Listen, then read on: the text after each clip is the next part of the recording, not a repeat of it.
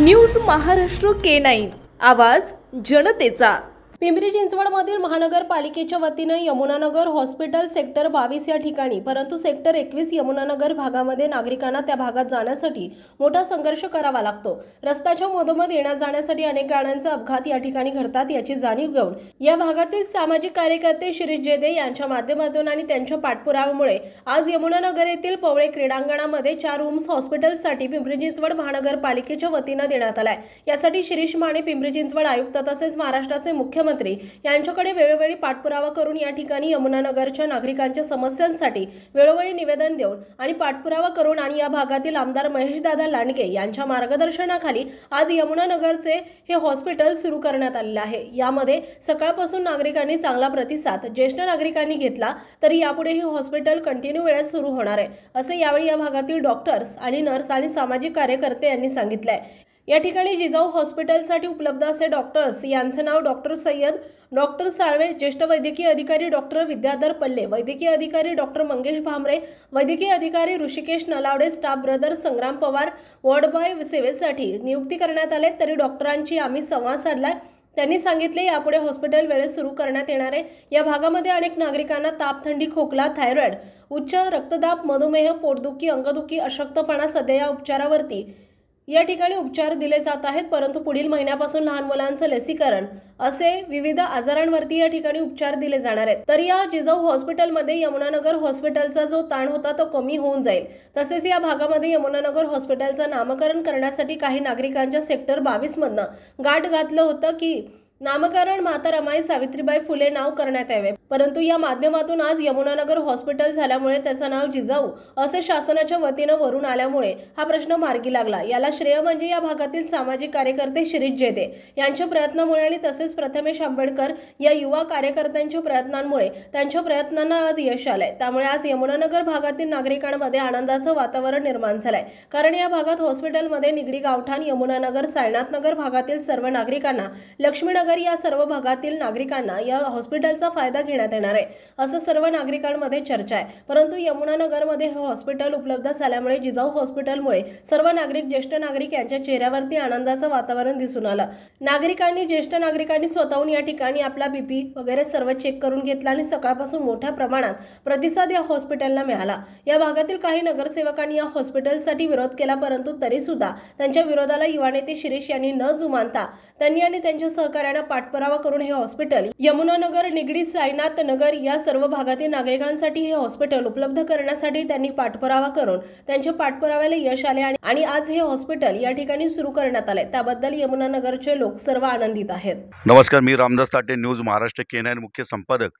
आज या ठिकाणी यमुनानगर ठाकरे उद्यानाच्या शेजारी पवळे उद्यानाच्या या ठिकाणी एक महापालिकेच्या वतीने एक हॉस्पिटल सुरू होत आहे की यमुनानगर भागामधील ज्या लोकांना जे त्रास होत होता त्यासाठी सामाजिक कार्यकर्ते यांनी प्रयत्नामुळे आज या ठिकाणी हे महापालिकेचे हॉस्पिटल सुरू होत आहे।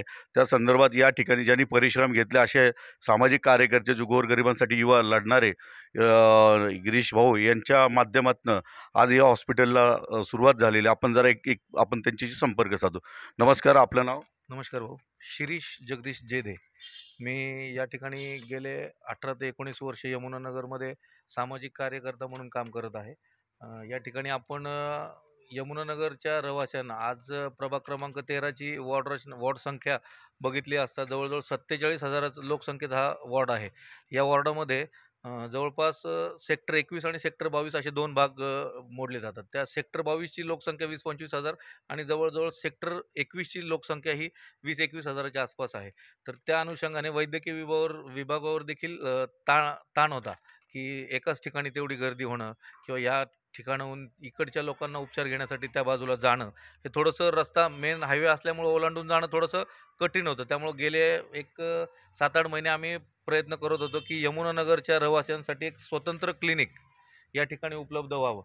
त्या अनुषंगाने आम्ही वैद्यकीय विभागाला एक पत्र दिलं होतं आणि आम्ही मुख्यमंत्री श्री एकनाथजी शिंदे, आमदार महेशदादा लांडगे यांच्याशी संपर्कात राहून पाठपुरावा करून आम्ही आज या ठिकाणी पालिकेला पत्र दिल्यानंतर पालिकेने आम्हाला हे जिजाऊ क्लिनिक म्हणून आज या ठिकाणी सुरुवात करून दिलेली आहे। आज आचारसंहितेनिमित्त त्याचं असं कुठल्याही प्रकारचं उद्घाटन करण्यात आलेलं नाही, परंतु लोकांच्या सुविधेसाठी ते क्लिनिक सुरू करण्यात आलेलं आहे. त्यात बेसिक उपचार म्हणून सर्दी, खोकला, ताप, थायरॉइड, उच्च दाब, मधुमेह, उलटी, जुलाब, पोटदुखी, अंगदुखी, अशक्तपणा आणि गुडघेदुखींवरती सध्या ओपीडीमध्ये उपचार दिले जातील. आणि एक आचारसंहितेनंतरच आपलं ब्लड चेकअप, शुगर, एच-बी, लहान मुलांचं लसीकरण असे जे उपचार आहेत ते 1 महिन्याभरानंतर बाकीचे चालू होतील. या ठिकाणी किती डॉक्टरांचा स्टॉप आलेले आता सध्या किती डॉक्टर अवेलेबल या आहेत? ठिकाणी 4 डॉक्टरांचा स्टाफ आहे आणि महिन्याभरानंतरच एक साधारण 6 ते 7 डॉक्टरांचा स्टाफ या ठिकाणी उपलब्ध होईल. आपण या ठिकाणी पाहिले आहे की हॉस्पिटलची गरज या भागामध्ये खरोखर गरजेचे होते, कारण सेक्टर 22मध्ये जे हॉस्पिटल आहे त्याचा भार यमुनानगर हॉस्पिटलमध्ये नावाने होतं, परंतु त्या आता यमुनानगरचा हा जिजाऊ हॉस्पिटल सेपरेट झाल्यामुळे यमुनानगरचं हॉस्पिटल जे सेक्टर 22चं आहे डॉक्टर बाबासाहेब आंबेडकर वसाहत त्या ठिकाणचं हॉस्पिटल हे स्वतंत्र रीतीने त्या भागातल्या लोकांना उपचार घेता येईल आणि यमुनानगरच्या लोकांना या भागात घेता येईल. जो एक संघर्ष चालू होता तर गिरीश भाऊंच्या माध्यमातून तो त्या भागातला संघर्ष कमी झाला. म्हणजे नामकरणापासून तिथं त्या ठिकाणी वाद चालू होता की त्या ठिकाणी हॉस्पिटलला माता रमाई हॉस्पिटल प्रसूतिगृह सावित्रीबाई वसुती प्रसूतिगृह नाव देण्यात यावे यासाठी अनेक कार्यकर्त्यांनी पाठपुरावा धरला, परंतु गिरीश भाऊंच्या माध्यमातून हा वाद या ठिकाणी मिटला असं मला दिसून येत आहे. कारण जिजाऊ नावाने या ठिकाणी हॉस्पिटल त्यांनी चालू केलेले. आपण या आतमध्ये पाहून या डॉक्टरांशी संपर्क साधूया.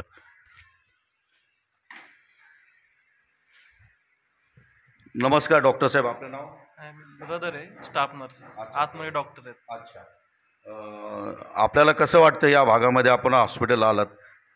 सगळ्यात महत्त्वाचं म्हणजे काय आहे, आता ह्या आजूबाजूला जे ज्येष्ठ नागरिक आहेत त्यांना सगळ्यात मोठाच एक फायद्याची गोष्ट आहे की त्यांना ही सुविधा लाभते. आणि त्यांना एक ज्येष्ठ नागरिकांचं सांगण्याचं म्हणजे 60 वयाच्या पुढं ज्यांचं पिवळं रेशन कार्ड आहे त्यांना आपण सगळ्या मोफत सुखसुविधा देतोय. बाहेर ज्या खूप एक्स्ट्राच्या जास्त ज्या किमतीच्या खूप मेडिसिन आहेत त्या आपल्या पिंपरी चिंचवड महानगरपालिकेने अतिशय अल्प दरात त्यांना आपण ज्येष्ठ नागरिकांना आणि पिवळं रेशन कार्ड ज्यांचं असत त्यांना सर्वत्रित्या फ्री ट्रीटमेंट आपण इथं देतो. आणि एक चांगली गोष्ट आहे की ज्येष्ठ नागरिकांना आणि इतर लोकांना ह्या आजूबाजूच्या परिसरात एक चांगली अशी OPD त्यांना भेटते. धन्यवाद. यानंतर आपण पाहू शकतो की हे मेडिसिन या ठिकाणी अवेलेबल केलेले आहेत. जसे आत्ता सामाजिक कार्यकर्ते गिरीश भाऊ यांनी सांगितल्याप्रमाणे महापालिकेच्या वतीने हे सर्व मेडिसिन या ठिकाणी आपल्या सर्वांना मोफत देण्यात येणार आहे. जे आहेत ज्येष्ठ नागरिक वगैरे या ठिकाणी आपण डॉक्टरांशी संपर्क साधूया. नमस्कार सर, आपलं नाव? मी डॉक्टर मंगेश भांबरे. आपण पूर्वी कुठलं हॉस्पिटल होतं?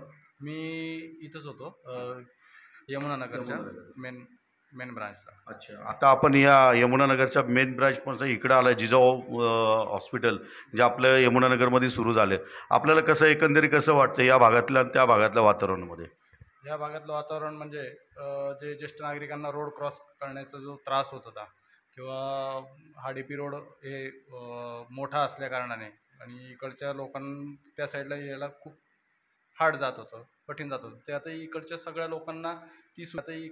लोकांना ती सुविधा सगळी जी भेटणार आहे जी त्या साईडला मोफत आणि माफत दरात जी होती आपल्या महानगरपालिकेतर्फे ती आता इथं आपलं सुरळीतपणे सुरू होणार आहे. आपलं हॉस्पिटलचं टायमिंग काय असणार आहे?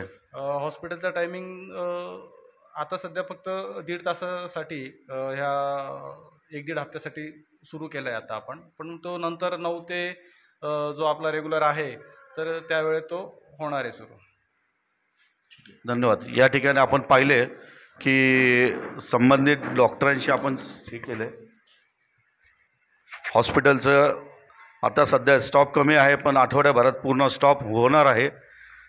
तरी आपण पुढचं सदर हॉस्पिटलच्या रूम्स पाहूया. हे अजून काम चालू आहे. ह्याही भागामध्ये हॉस्पिटलचे अजून OPDचे वगैरे सुविधा करण्यात येणार आहे. हॉस्पिटलसाठी या ठिकाणी रूम्स अवेलेबल करण्यात आलेले आहेत. 4 रूम या ठिकाणी असे अवेलेबल करून देण्यात आलेले आहेत. त्याच्या माध्यमातून तसेच महिलांसाठी हे ना, हे या ठिकाणी हे पण क्लिनिक्स आहे.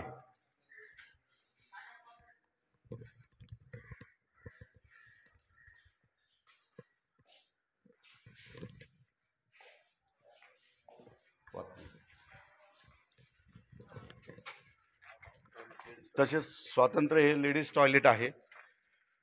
लेडीज टॉयलेट स्वातंत्र्य आहे. हे जेंट्स टॉयलेट या ठिकाणी करण्यात आलेले आहे. तरी असं आगळं वेगळं या साईडनं हॉस्पिटलची अत्यंत गरज होती आणि या भागातील सामाजिक कार्यकर्ते ज्यांना तळमळ धनाने या ठिकाणी ते काम करतात निस्वार्थीपणे. आजवर गिरीश आणि त्यांच्या टीमने काम केलेले आहे. नवरात्र उत्सव असू द्या, प्रत्येक गोष्टीत सहकार्य करतात. यमुनानगरच्या सर्वसामान्य नागरिक असू द्या, इतर सर्वांसाठी ते काम करतात. अशा या गिरीश यांना एक आपण शेवटचं पुन्हा विचारू की आपण या पुढचं आपलं ध्येय काय आहे? हो, आज आपण 17-18 वर्ष झाले मी या फील्डमध्ये काम करत आहे. सामाजिक कार्यकर्ता म्हणून काम करत आहे. जर का समजा संधी मिळालीच तर आपण पुढचा देखील विचार करू. अजून काही नागरिकांसाठी नवीन काही गोष्टींची गरज असेल तर त्यासाठी आम्ही धावून जाण्याचा 100% प्रयत्न करू. आणि जर समजा नशिबाने साथ दिली आणि समजा सर्वांनी मिळून साथ दिली तर नक्कीच एकदा पुढचा निर्णय घेण्यासाठी आपण तयारी करू. या भागातले काही माझे जे नगरसेवक आहे यांनी काय आपल्याला मदत केलेली आहे का या क्षेत्रामध्ये काम करण्यासाठी? ॲक्च्युली नगरसेवकांनी या जागेसाठी, काही नगरसेवकांनी या जागेसाठी विरोधही केला आणि काहींनी या जागेसाठी पाठिंबाही दिला. परंतु ही जागा, या ठिकाणी पार्किंगची व्यवस्था आहे, प्रशस्त 4 खोल्यांचं क्लिनिक केलेलं आहे. त्यामुळे ही जागा सोयीस्कर होती. त्यामुळे आम्ही ही जागा लावून धरली होती की याच जागेवरती व्हावं. तर आज त्याचं उद्घाटन म्हणण्यापेक्षा एक सुरुवात झालेली आहे क्लिनिकला. ठीक आहे. नागरिकांच्या मागणी असल्यामुळे सातत्याने या ठिकाणी की यमुनानगर निगडीचे जे आहे सेक्टर 22मध्ये जे यमुनानगर हॉस्पिटल आहे ते जाण्या येण्यासाठी मादी रस्ता क्रॉस करा ज्येष्ठ नागरिकांना त्रास होतो. म्हणून कार्यकर्ते, युवा कार्यकर्त्यांनी पाठपुरावा धरल्यामुळे आज या हॉस्पिटलला सुरुवात केलेली आहे. आणि आचारसंहिता असल्यामुळे याचं उद्घाटन वगैरे कुठल्या मोठ्या स्वरूपात घेतले गेले नाही. परंतु येणाऱ्या भविष्यकाळामध्ये हे हॉस्पिटल मोठ्या प्रमाणात होईल असे मी या लोकांना ज्या सुखसुविधा मिळतील यमुनानगर भागामधील हा सुशिक्षित वर्ग आहे या भागातील सर्व नागरिकांना याचा लाभ घ्यावे. कारण या ठिकाणचे कार्यकर्त्यांची जे तळमळ असते, धडपड असते, जे कार्यकर्ते तुमच्यासाठी आयुक्तापर्यंत जातात, आरोग्य निरीक्षक यांच्यापर्यंत जातात की बाबा आमच्या भागातील ज्या समस्या आहेत त्या सोडवण्यासाठी नगरसेवकापेक्षा जास्त काम युवा नेते करत आहेत हे आपण जाणून घेऊ. या ठिकाणी शिरीष भाऊच्या कार्यास आमचा न्यूज महाराष्ट्र K9च्या वतीने एक निळा सलाम. जय हिंद, जय महाराष्ट्र. न्यूज महाराष्ट्र K9 साठी प्रतिनिधी करण ताटे, पिंपरी चिंचवड. महाराष्ट्रातील महत्त्वाच्या आणि ताज्या बातम्या पाहण्यासाठी आमच्या न्यूज महाराष्ट्र K9 चॅनलला यूट्यूबवर सबस्क्राईब करा आणि बेल आयकॉन प्रेस करा.